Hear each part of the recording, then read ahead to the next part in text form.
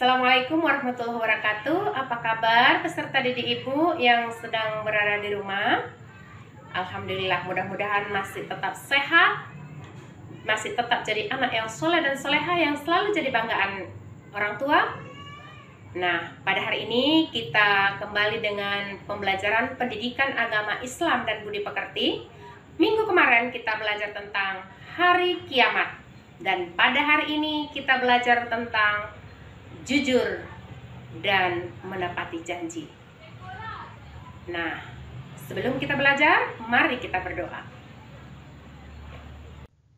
Baiklah peserta didik ibu, setelah kita belajar nanti, yang harus peserta didik ibu ketahui, yang pertama, mendeskripsikan pengertian jujur dengan benar. Yang kedua, menyebutkan dalil nakli tentang jujur. Yang ketiga, menyajikan contoh perilaku jujur dalam kehidupan sehari-hari. Yang keempat, berperilaku jujur di keluarga, di sekolah, dan masyarakat. Yang kelima, mendeskripsikan pengertian menepati janji. Yang keenam, menyebutkan dalil nakli tentang menepati janji. Yang ketujuh, menyajikan contoh perilaku menepati janji dalam kehidupan sehari-hari. Dan yang kedelapan, berperilaku menepati janji di keluarga, di sekolah, dan di masyarakat. Oke, yang pertama adalah perilaku jujur. Jujur artinya adalah berkata dan berbuat sebenar-benarnya. Berarti kalau berkata itu berarti dari mulut kita, berarti perkataan kita, gitu ya. Kemudian perbuatan itu dengan perilaku kita, berarti berkata dan berbuat yang sebenar-benarnya, bukan yang tidak sebenarnya. Oke, seterusnya dalilnya itu terdapat dalam surah Al-Quran ayat 70. A'udzubillahi minasyaitonirrajim. Bismillahirrahmanirrahim. Ya ayyuhalladzina amanu taqullaha wa qulu qawlan sadida. Yang artinya, hai orang-orang yang beriman, bertakwalah kamu kepada Allah dan ucapkanlah perkataan yang benar. Inilah ayat Al-Quran yang menyuruh kita supaya kita selalu berkata benar atau berperilaku jujur. Kemudian dalam sebuah hadis yang diriwayatkan oleh Bukhari, yang artinya dari Abu Hurairah radhiyallahu anhu, sesungguhnya Rasulullah Shallallahu alaihi wasallam bersabda, tanda-tanda orang munafik itu ada 3. Yang pertama, apabila berkata ia dusta, apabila berjanji ia ingkar, dan apabila dipercayai dia khianat. Nah, jadi ketika kita sudah tidak jujur atau tidak berkata yang tidak sebenarnya, termasuklah kita golongan orang-orang munafik. Selanjutnya, penerapannya, bagaimana penerapannya dalam keseharian kita? Yang pertama, ketika kamu salah, mengakui kesalahan, mengerjakan ujian dengan tidak mencontek, dan lain sebagainya. Jadi mengakui kesalahan ini, kalau misalnya kamu di rumah sedang berantem dengan adiknya misalnya, ataupun dengan kakaknya, kesalah paham dengan abangnya, ketika kamu sudah sadar, akuilah kesalahanmu, memang saya tadi salah, ya. Selanjutnya adalah hikmah. Apa sih kegunaannya, apa sih hikmahnya? Yang pertama adalah dicintai Allah dan Rasulnya. Dicintai Allah dan Rasulnya tentunya peserta didik dekat dengan Allah, tentunya dekat dengan surganya Allah Subhanahu wa Ta'ala. Kemudian dapat dipercaya, ini jelas. Ketika kamu, contohnya ketika kamu misalnya berjanji kepada temanmu,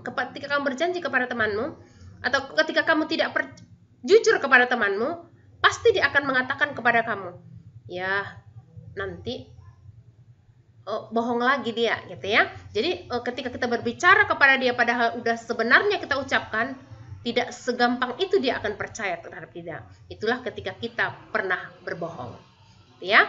Selanjutnya adalah hikmahnya adalah mempunyai banyak teman. Kenapa tidak? Ketika kita peserta didik selalu jujur, pasti semua temannya akan senang. Yakinlah. Karena ketika perkataannya sesuai dengan hati nuraninya.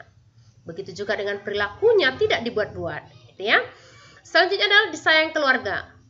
Ini pasti ketika peserta didik ibu selalu berusaha untuk menjadi anak yang soleh dan soleha, termasuk selalu jujur dalam perkataan dan perbuatan, insya Allah keluarga akan sayang kepada kita. Nah, selanjutnya yang kedua adalah menepati janji. Menepati janji yaitu memenuhi sesuatu yang sudah diucapkan atau yang sudah dijanjikan.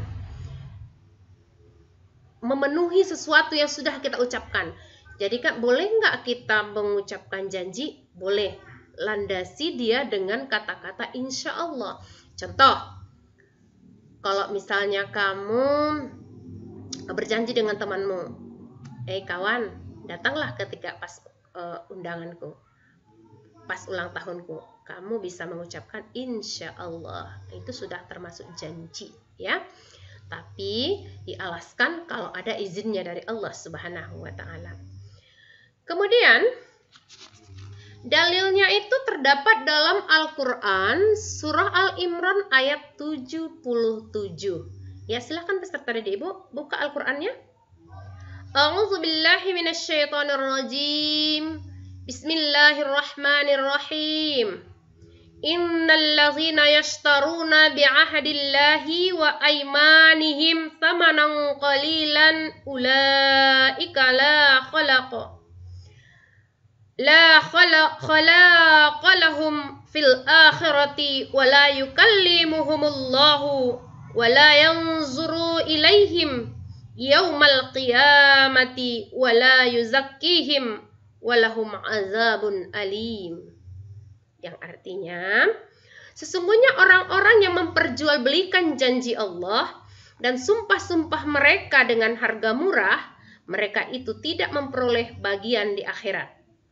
Allah tidak akan menyapa mereka, tidak akan memperhatikan mereka pada hari kiamat, dan tidak akan mensucikan mereka.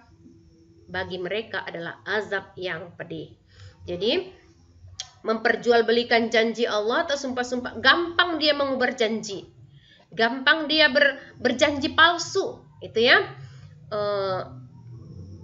Hal inilah ketika nanti di akhirat kelak Allah tidak menyapanya. Berarti kalau tidak disapa oleh Allah Subhanahu wa Ta'ala, jauh sekali kita dengan surganya Allah Subhanahu wa Ta'ala. Ya, kemudian ada juga dalam sebuah hadis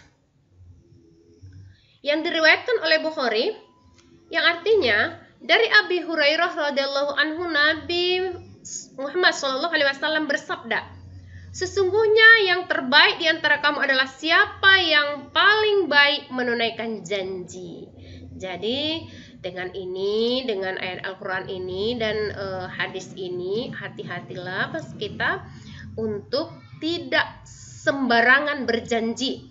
Kalau kamu berjanji, landasi dengan kata-kata insya Allah. Karena janji adalah hutang yang harus kita bayar dengan cara menepati janji. Kemudian, perilakunya menepati janji kepada Allah Subhanahu wa Ta'ala.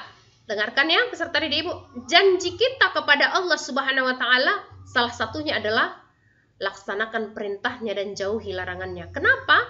Ketika kamu mengucapkan 2 kalimat syahadat, asyhadu an la ilaha illallah wa asyhadu anna Muhammadar Rasulullah. Aku berjanji bahwasanya bersaksi tidak ada Tuhan selain Allah, dan aku bersaksi bahwa Nabi Muhammad utusan Allah Subhanahu wa Ta'ala. Jadi ketika kita sudah mengucapkan itu, berarti kita sudah bersaksi, sudah berjanji, kita ucapkan, kita yakini dengan hati kita, kemudian kita ungkapkan. Yang harus kita laksanakan adalah laksanakan perintah Allah Subhanahu wa Ta'ala. Salah satunya kerjakan sholat, baca Al-Quran, rajin belajar, dan lain sebagainya. Kemudian menepati janji kepada orang tua. Apa itu kira-kira? Banyak. Kamu keluar dari rumah untuk melaksanakan sholat ketika kamu keluar dari rumah, kamu mau sholat misalnya ke masjid. Berarti di situ kamu sudah berjanji kepada orang tua kamu secara tersirat, bahwasanya kamu sudah berjanji kepada orang tua kamu, kamu mau melaksanakan sholat. Atau ketika kamu berangkat ke sekolah, harapan orang tua kamu itu menuntut ilmu dengan benar. Di situ kamu sudah berjanji, tidak memang kamu ucapkan, tapi kamu sudah melangkah untuk pergi sekolah dan yakin orang tua kamu bahwasanya kamu sudah sekolah dengan benar. Jadi janji kamu kepada orang tua kamu ketika kamu pergi ke sekolah adalah belajar dengan baik. Kemudian menepati janji kepada sesama, ini sering nih. Contohnya tadi udah Ibu sampaikan tadi di awal, ketika ulang tahun temannya misalnya datang ya, pada acara ulang tahunku datanglah. Atau janji besok kita sama-sama berangkat ke sekolah, ya insya Allah ucapkan ya, untuk melandasi janji yang kamu ucapkan. Hikmahnya, kemudian hikmahnya yang pertama, dapat dipercaya orang lain, itu jelas. Kalau kita berjanji kemudian kita tepati, oh itu pasti orang akan berkata, dia akan menepati janjinya. Kemudian dicintai Allah dan Rasulnya, dicintai oleh Allah dan Rasulnya, itu jelas karena itu adalah peraturan Allah Subhanahu Wa Taala. Kalau dicintai Allah dan Rasulnya, insya Allah akan masuk ke surganya Allah Subhanahu Wa Taala. Kemudian yang terakhir adalah hikmahnya, mempererat hubungan silaturahmi. Ya, ketika kamu sudah mengucapkan janjimu kepada keluargamu, sementara kamu tidak menepati itu, pasti kamu akan dikucilkan, tentu akan terpisahlah hubungan silaturahmi. Akan tetapi, jika kamu menepati janji, tentu saja dia akan semakin sayang kepadamu, akan semakin eratlah hubungan silaturahmi di antara berkeluarga atau bersaudara. Nah, peserta didik Ibu, demikianlah pelajaran kita pada hari ini. Jangan lupa, tugasnya yang pertama, jelaskan pengertian jujur, tuliskan dalil nakli tentang jujur, tuliskan contoh perilaku jujur dalam kehidupan yang kamu lakukan di keluarga, di sekolah, dan di masyarakat. Yang keempat, deskripsikan pengertian menepati janji. Yang kelima, tuliskan dalil nakli tentang menepati janji. Yang keenam, tuliskan contoh perilaku menepati janji dalam kehidupan sehari-hari. Yang ketujuh, tuliskan perilaku menepati janji di keluarga, di sekolah, dan di masyarakat. Yang kedelapan, tuliskan janjimu kepada Allah Subhanahu wa Ta'ala. Nah, demikianlah pembelajaran kita pada hari ini. Kita tutup dengan mengucapkan Alhamdulillahirabbil alamin dan